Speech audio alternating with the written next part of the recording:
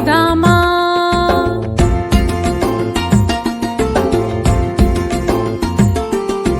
కార్తీక మాసంలో బుగ్గరామలింగణ్ణి చేరుదామా.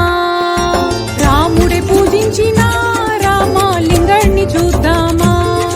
పీనాకిని నదిలోన మునకలు వేసి కార్తీక దీపాన్ని వెలిగిద్దామా. కార్తీక మాసంలో బుగ్గరామలింగణ్ణి చేరుదామా. రాముడే పూజించిన రామలింగణ్ణి చూద్దామా.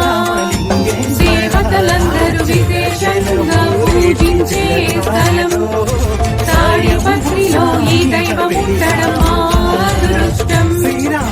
దేవతలందరూ విశేషంగా పూజించే స్థలం తాడిపత్రిలో ఈ దైవం ఉండడం మా అదృష్టం.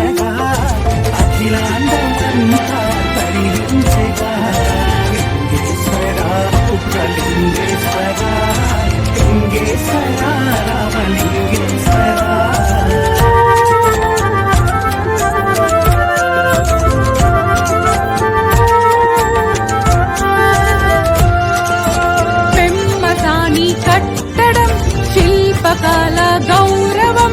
పెన్నా నది ఒడ్డున ప్రాచీనాలయం స్వయంగా వెలసిన శివలింగం. సప్త స్వరాల మండపం ఇలలోన ఈ పుణ్యక్షేత్రం మరో కైలాసం.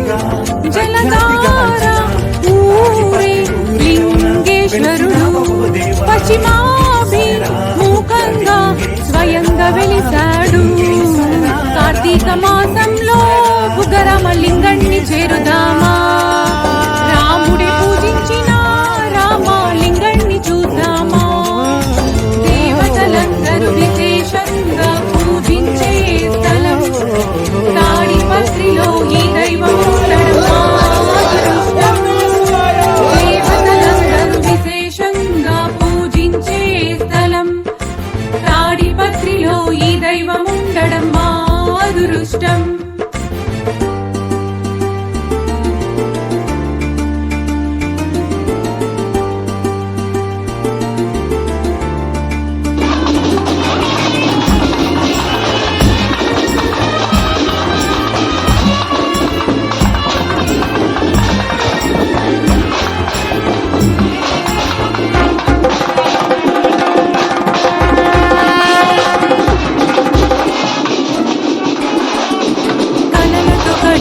శివాలయం ప్రతి శిల్పంలో శివతత్వం.